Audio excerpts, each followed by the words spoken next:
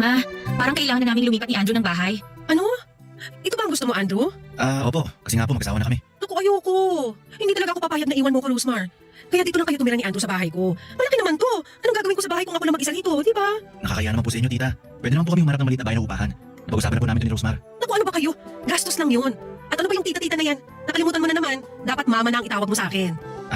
Sorry po, mama. Ayan. Masanay ka ng tawagin akong mama, ha?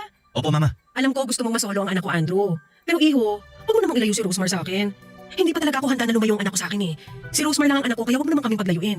Buti sana kung buhay pa ang mga magulang ko at may kasama ako sa bahay. Si Rosemar lang ang pamilya ko. Kayong dalawa. Kaya huwag niyo naman akong iwan dito mag-isa. Maluwag ang bahay. Please anak. Andrew, huwag mong ilayo si Rosemar sa akin. Sige po, mama. Hindi ko ilalayo si Rosmar sa inyo. Sa bagay, Ma, tama naman po kayo na dito kami tumira. Tayong dalawa na nga lang ang magkasama tapos iiwan pa kita. Kaya nga, kaya huwag na kayo mag-isip na bubukod kayo ng bahay at iwan ako. Parang hindi ko talaga kaya. Hindi ko matanggap ang idea na yan. Si Mama talaga, mahal na mahal kaya kita. Hindi ko kayang iwan ang pinakamaganda kong mama. Asus! Mahal rin kita. Kayong dalawa ni Andrew. Kayo ang mga anak ko. Mahal ko kayo. Ang payakap nga sa baby ko. Ay, nga pala, Ma, next week magbabakasyon kami ni Andrew, ha? Okay lang ba na ikaw muna mag-isa dito sa bahay? Paano kung sabihin kong hindi okay? Ma naman eh. Magkakani mo pa ba kayo? Inauna na nga ang full moon sa tiyan mo. Pasensya na po, ma.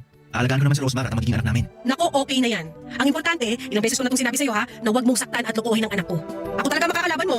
Hindi po tayo darating doon, ma. Hindi ko pa nasasaktan si Rosmar. Mahal na mahal ko po siya. Huwag kayong magalala sa amin. Kinikilig naman ako, Han. Sus, kayo talaga. Sa harap ko pa talaga kayo nagharutan. Ma naman, lambingan lang, hindi harutan. O siya, basta mag-ingat kayo. 3 buwan na lang at manganganak ka na, Rosemar. Oh, excited na ako sa apo ko. Magiging lola ka na, Ma. Parang ang bata pa ni mama para tawagin lola. Tama si Andrew, dapat hindi lola ang itawag ng apo ko sa akin. Ano mo ba dapat, Ma? Mami! Mami ganda! Pwede. Ayan, baby. Excited ng mami mo na makita ka. Ang maganda mong mami. Marunong pumili ang anak kong si Rosmar na lalaki kung pisikal lamang ang pag-uusapan, papadudot. Matikas ang pangangatawan ni Andrew, maputi at matangkad. Matangos ang ilong at pwede nga siyang maging artista o model sa kanyang kagwapuhan. Makalaglag panty ang tindig, dala ng pagiging mistiso nito. May lahi kasi siya at sa pagkakalam ko ay 1/4 ang dugong puti niya. Taga-Olonga po ang mga magulang niya. Nag-ibang takbo ng buhay simula nang meron lalaking nakatira sa amin, papadudot. May tumutulong na sa aking magbuhat ng mga shells kapag nasa bahay si Andrew. Pansin ko na maganda ang forma ng katawan niya. Ang braso nito ay alam na alam kong matigas tuwing nagbubuhat siya ng mga sako ng shells. Minsan ay nakasalubong ko siyang nakatuwalya lamang galing banyo matapos po itong maligo. Parang akong teenager na ngayon lang nakakita ng magandang hubog ng katawan ng isang lalaki. Pilit kong hindi pag-isipan ang nakita ko pero nakakatampo ang katawan ni Andrew at mas lalo akong nawiwindang tuwing ngingiti siya sa akin. Sobrang sweet ni Andrew sa akin, papadudot. Hindi ko may pagkakaila sa sarili ko na nagkaka-crush ako sa asawa ng anak ko. Kaya sobrang taba ng bibig ko ng isang araw ay kami lang dalawa sa bahay at nilapitan niya ako para kausapin tungkol sa mga bagay-bagay.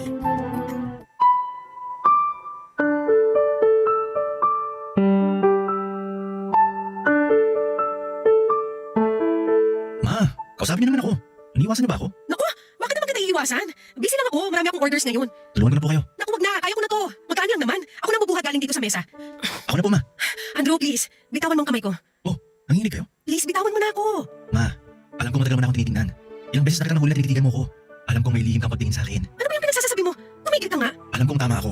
Gusto mo ako, ma. Kalata sa tingin mo. Hindi mo ba naririnig ang sarili mo? Irespeto mo naman ako bilang magulang ng asawa mo. Parang anak na kita. Walang makakaalam. Ikaw at ako lang. Lumayo ka nga, Andrew. Baka kung ano magawa ko sa'yo. Hindi ba tuwing naliligo ako, hinihintay mo na lumabas ako ng banyo para lang makita ang katawan ko? Ilang beses kitang nahuli. Ilang beses kong sinadya yun. Doon ko natumbok na tama ang hinala ko. Walang duda. Gusto mo nga ako. Hindi totoo yan. Malisyoso ka lang.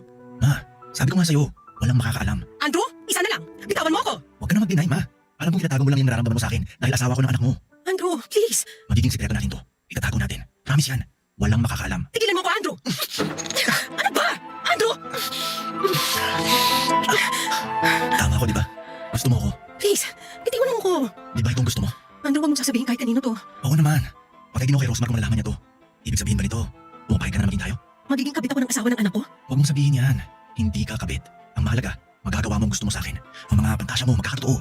Deserve mo rin ang sumaya, Carmen. Pero, Shhh! Halika dito. Umupo tayo. Alam mo ba, hindi lang ikaw nagpapantasya. Carmen, pinagpapantasyahan din kita na isang araw magkatabi tayo tulad dito. Na hinahawakan kita, hinahalikan. talaga ba? Oo, maniwala ka. Gusto kita, Carmen. Gustong gusto. Papadudot sobrang kakaibang init ang naramdaman ko habang dumadampi ang mga labi ni Andrew sa mga labi ko.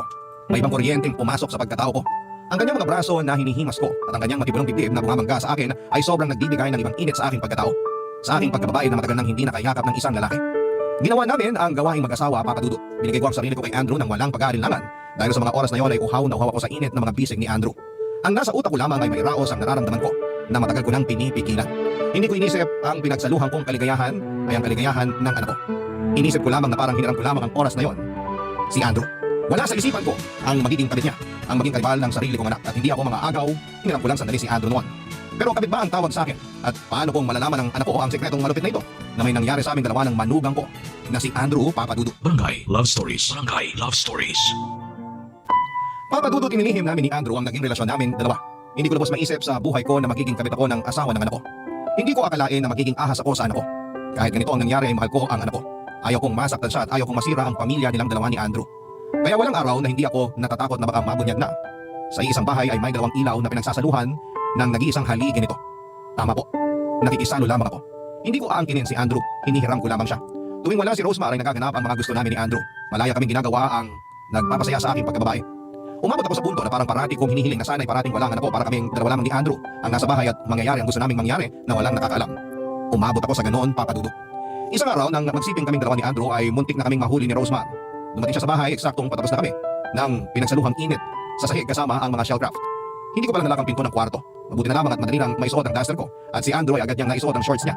Akala ko talaga ay katapusan na namin at mahuhuli na ang ginagawa naming pagtataksil. Sobrang fresh pa sa memory ko kung gaano ako natakot sa mga oras na yon.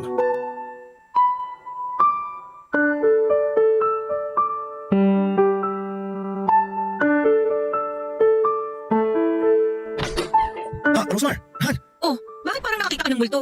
Pawis na pawis ka ah. Mainit kasi. Sa bagay, mainit talaga ngayon. Ay, sobra. Pinagbuhat ko rin kasi siya ng mga sako ng mga shell para tuhugin na namin. May order kasi. Naku nga, dahan-dahan din kayo ha. Hindi na kayo bumabata. Kailangan lang tumatapos. Suki ko kasi kaya minamadali ko na.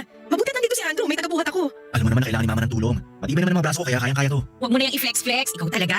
Salamat Han sa pagtulong mo kay mama ha. Naku, magpunas ka na nga ng pawis mo kasi ayoko sa amoy pawis ha. At saka magsuot ka na rin ng t-shirt mo. Bakit? Ayaw mo makita magandang